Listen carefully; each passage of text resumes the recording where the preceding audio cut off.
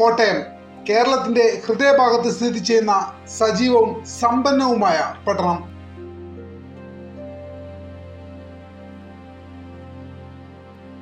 കേരളത്തിലെ ആദ്യത്തെ സമ്പൂർണ്ണ സാക്ഷരത നേടിയ ജില്ല, നിരക്ഷരത പൂർണ്ണമായും ഇല്ലാതാക്കിയ ആദ്യ ജില്ല, അതാണ് കോട്ടയം.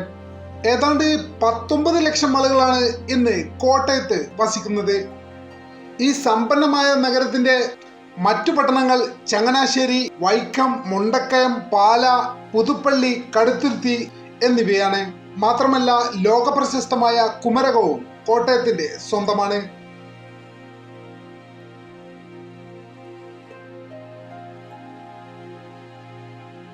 അതായത് കേരളത്തിലെ ജലം കൊണ്ടും സാക്ഷരത കൊണ്ടും സമ്പന്നമായ ഒരു നഗരം കോട്ടയം.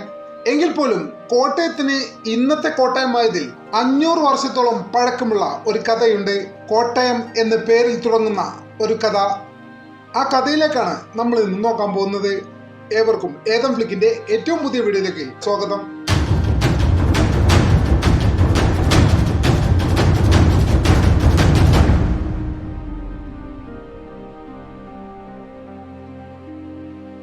നമ്മുടെ ചാനൽ ഇതുവരെ സബ്സ്ക്രൈബ് ചെയ്യാത്ത സുഹൃത്തുക്കളുണ്ടെങ്കിൽ ഇപ്പോൾ തന്നെ സബ്സ്ക്രൈബ് ചെയ്ത് പിന്തുണ തരണമെന്ന് വളരെ വിനീതമായി അഭ്യർത്ഥിക്കുന്നു.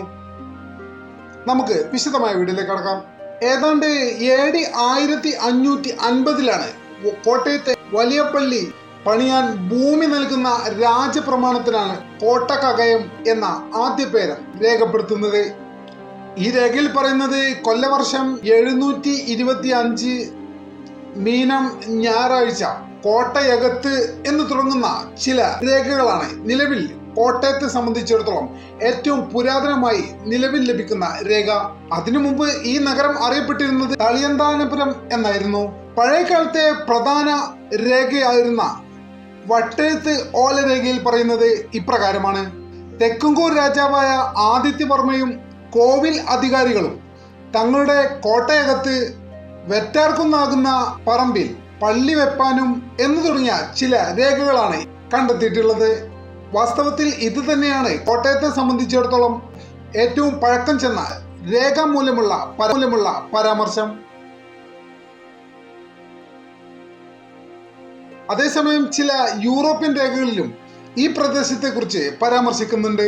പോർച്ചുഗീസുകാർ ഈ പട്ടണത്തെ COTTAY കോട്ട എന്നും, ഡച്ചുകാർ ഈ പട്ടണത്തെ COTTATE കോട്ടേറ്റ് എന്നും AD 1695 ഒരു ഡച്ച് മാപ്പിൽ ഇപ്പോഴത്തെ വലിയങ്ങാടിയെ ബസാർ കോട്ടേറ്റ് എന്നും രേഖപ്പെടുത്തിയിട്ടുണ്ട്.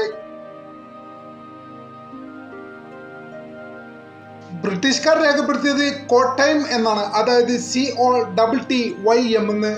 പിന്നീട് വന്ന ഇംഗ്ലീഷ് മിഷണറിമാരുടെ എഴുത്തുകളിൽ നിന്നാണ് ഇത് കോട്ടയമായി മാറുന്നത്. മേൽപ്പറഞ്ഞ എല്ലാ രൂപങ്ങളും കോട്ടക്കകയം എന്ന പേരിന്റെ വികസന രൂപങ്ങളാണ്. ഇപ്പോഴത്തെ കോട്ടയത്തിന്റെ പേര് വന്നത് പേര് സൂചിപ്പിക്കുന്ന പോലെ തന്നെ ഒരു കോട്ടയുമായി ബന്ധപ്പെട്ട് തന്നെയാണ്. 15-ാം നൂറ്റാണ്ടിലെ തുടക്ക കാലഘട്ടത്തിൽ തെക്കുംകൂർ രാജവംശം അവരുടെ രാജഭരണ കേന്ദ്രമായി അന്നത്തെ തളിയന്താനപുരം അഥവാ തളിയിൽ കോട്ട തെരഞ്ഞെടുത്തു. തളിയിൽ ക്ഷേത്രത്തിന് സമീപമായി കൊട്ടാരങ്ങളും ഭരണകേന്ദ്രങ്ങളും അവർ നിർമ്മിച്ചു. ഇവയെ സംരക്ഷിക്കാൻ വേണ്ടിയിട്ട് തളിയിൽ കുന്നിന്റെ ചുറ്റിലും ചെങ്കല്ല് ഉപയോഗിച്ച് വലിയൊരു കോട്ട പണിതു. ഈ കോട്ടയ്ക്ക് ഏകദേശം ഒരു 1.5 കിലോമീറ്ററോളം ചുറ്റളവ് ഉണ്ടായിരുന്നു. താഴെ നിന്ന് 12 കോൽ വീതി, മുകളിൽ നിന്ന് 7 കോൽ വീതി, ഏതാണ്ട് 12 അടി ഉയരം. ഇതായിരുന്നു ഈ കോട്ടയുടെ ഒരു ഘടന. കോട്ടയുടെ വിവിധ ഭാഗങ്ങളിലായി 6 കൊത്തളങ്ങൾ ഉണ്ടായിരുന്നു. ഇവയെല്ലാം മുതലകളെ വളർത്താൻ വേണ്ടി ആയിരുന്നു എന്നാണ് പുരാതന രേഖകളിൽ നിന്ന് ലഭ്യമാകുന്ന വിവരം. പതിയെ പതിയെ കോട്ടയ്ക്ക് പുറത്തുള്ള ചെറിയ ചെറിയ പട്ടണങ്ങളും വികസിച്ച് വലുതായി തുടങ്ങി. അങ്ങനെ താഴ്ത്തങ്ങാടി, വലിയങ്ങാടി, ഗോവിന്ദപുരം എന്നീ ചെറുപട്ടണങ്ങളും കോട്ടയകത്തിന്റെ ഭാഗമായി. കാലക്രമേണ കോട്ടയകം കോട്ടയമായി മാറി. AD 1749 തിരുവിതാംകൂർ സൈന്യം ഈ കോട്ടയെ ആക്രമിച്ചു. കൊട്ടാരം നശിച്ചതോടുകൂടി തെക്കുംകൂർ രാജ്യം കീഴടങ്ങി. അതോടെ കോട്ടയം തിരുവിതാംകൂറിന്റെ ഭരണത്തിന് കീഴിലായി. ഏതാണ്ട് 1880 ദിവാൻ പോസ്കാർ സർ ടി രാമറാവു തളിയിൽ കോട്ട പൂർണ്ണമായും പൊളിച്ചു നീക്കി. അതോടെയാണ് കോട്ടയുടെ ഭൗതിക രൂപം ഇല്ലാതാകുന്നത്. അവസാനം അവശേഷിച്ചത് ആ പേര് മാത്രം ആയിരുന്നു. സർ ടി രാമറാവു തിരുനക്കര കേന്ദ്രീകരിച്ച് പട്ടണത്തെ പുനരാവിഷ്കരണം ചെയ്തു. ഡിവിഷൻ ആസ്ഥാനം, ഹജൂർ കച്ചേരി തുടങ്ങിയ സർക്കാർ സ്ഥാപനങ്ങളൊക്കെ അവിടെയായിരുന്നു സ്ഥാപിച്ചത്. അതിനുശേഷം പതിയെ കോട്ടയം പട്ടണം കിഴക്ക് ഭാഗത്തേക്ക് വലിയ രീതിയിൽ വികസിച്ചു. ഡിവിഷന്റെ പേര് കോട്ടയം ആയതോടെ മൂവാറ്റുപുഴ, ചെങ്ങന്നൂർ, കുമളി, കുമരകം എന്നീ ഏരിയകളെല്ലാം കോട്ടയത്തിന്റെ ഭാഗമായി മാറി. അവരും കോട്ടയംകാർ എന്നറിയപ്പെട്ടു. കാലക്രമേണ ഇടുക്കിയും പത്തനംതിട്ടയും പ്രത്യേകം ജില്ലകളായി. തുടർന്ന് അവിടുത്തുകാരൊന്നും കോട്ടയംകാർ അല്ലാതായി.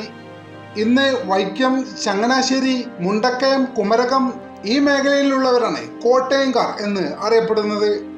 തളിയിലെ കുന്നിനു മേലിൽ ഉയർന്നിരുന്ന ഒരു ചെറിയ കോട്ട കാലക്രമേണ വലിയൊരു നഗരമായി മാറി. ചരിത്രത്തിൽ നിന്ന് പേരെടുത്ത് കാലത്തിന്റെ മാറ്റങ്ങൾ കടന്നും മുന്നോട്ട് നടന്നു. അതാണ് ഇന്നത്തെ കോട്ടയം. നമ്മുടെ ചാനൽ ഇതുവരെ സബ്സ്ക്രൈബ് ചെയ്യാത്ത സുഹൃത്തുക്കൾ ഇപ്പോൾ തന്നെ സബ്സ്ക്രൈബ് ചെയ്ത് പിന്തുണ തരണമെന്ന് വളരെ വിനീതമായി അഭ്യർത്ഥിക്കുന്നു.